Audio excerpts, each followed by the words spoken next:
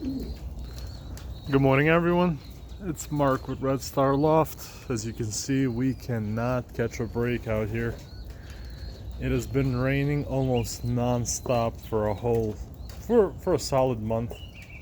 So yeah, just kind of have to put up with it and deal with it. So doing my usual morning rounds before work, hanging out with the guys for a little bit. Take a look at them.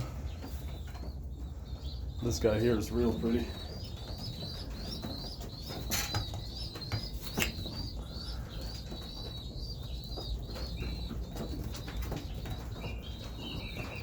Yeah, plan was to let him out this morning, but yeah, it doesn't look like it's going to be happening today or tomorrow, possibly Thursday, who knows. So she really impressed me with how well she was flying, so that was good and encouraging to see. So the only new thing that I've really done is I got a new pair.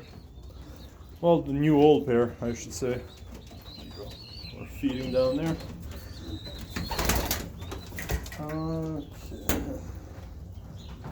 These top two boxes, I took the young out. You can see all the squeakers down there hanging out in the corner like they always do. There's 4 of them back there. Seems like all the birds have gathered. Okay. So, I want to show you how pretty. Oh yeah, the new pair. It's these two guys here. I got the water and food for them, but let me get the phone in there. Yeah, she's okay. I really like him. He's one of my favorite birds. I've said about him before, he's not the best flyer, but he's just he's a fun bird. He always hangs around you. He's always, when you're outside, he's outside, he comes to you and he's kind of dancing around you. So I figured, I do want to focus on racing birds much more than anything else. But I do have open empty nest boxes, pardon me. I do have open boxes, so might as well utilize them and get some birds and see, if they fly or not. So yeah, after I let these guys out in a couple of days, hopefully they'll have an egg, because he's been chasing her a lot over the last week. I only have this nest box open after that, so I'm gonna find a pair for that too. But I gotta show you guys how pretty this guy is.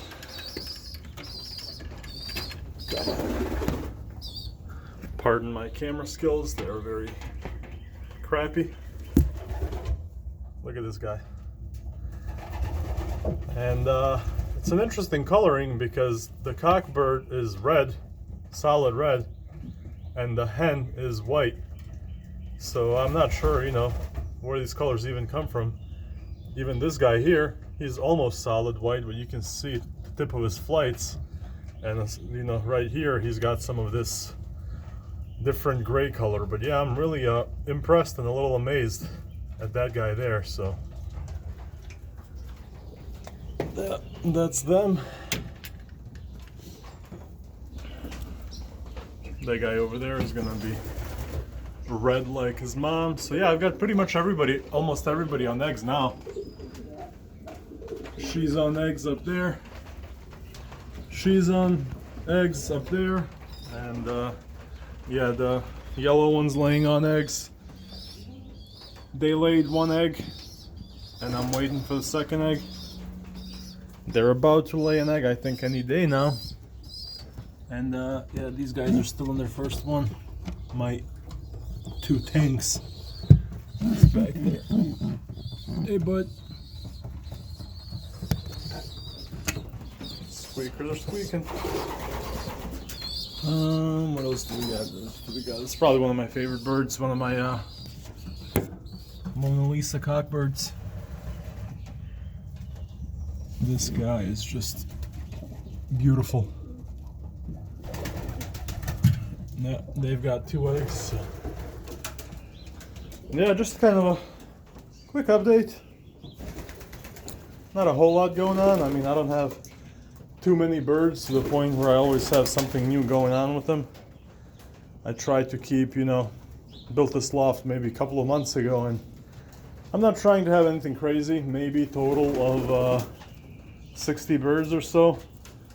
24 of my breeders, and then maybe another 40 max of flying birds. So that's what I'm trying to stick to for now. I actually read a really interesting book about homing pigeons that was written for the United States Army. I believe it's a United States Army field guide. Found it on archive.org. That's what I do in my free time. But it's a 92-page guide, field guide for how to raise, take care of, and train homing pigeons. And it's from January 1945, and I mean, they show you, they tell you how to mix your food, you know, what percentage of, you know, what crop to use for breeding, for molting, for, you know, I mean, they just absolutely everything. And it's an old document, but I found that a lot of it still holds true, and it's got a lot of pictures and diagrams and explanations on there. So if anybody's interested, let me know, and I can send that to you somehow, email it or whatever, send you the link. But yeah, I found it much more interesting than I thought it was going to be, but stumbled upon it by accident. So it was a good read. And probably the funniest thing about it is it says that if you have hawks around your house, that you should take your shotgun and eliminate all the hawks so that your pigeons can live peacefully. Don't think you can do that today, but I guess the 40s were a different, more fun time. so yeah, but that's roughly that. I'm just kind of waiting for, let me count them up, 1, 2, 3, 4, 5 more nest boxes. I'm waiting for those birds to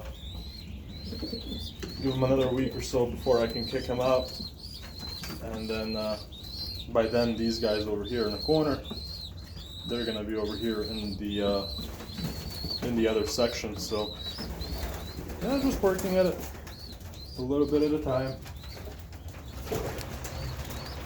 The red and white bird that was, there he is back there. She was the one that was on the roof when I did my last video after my first release, but shortly after she came in, dropped in through there. I put a little cover on that, just so you know, obviously I don't want any cats or raccoons or whatever else crawling in here. So yeah, she came in here, and look at how small this guy is. He's about 6 months old, and he's by far the smallest bird I have, but he was out and flying, so props to him. But yeah, that would be it, guys. I will catch up with you one of these days again. Take care.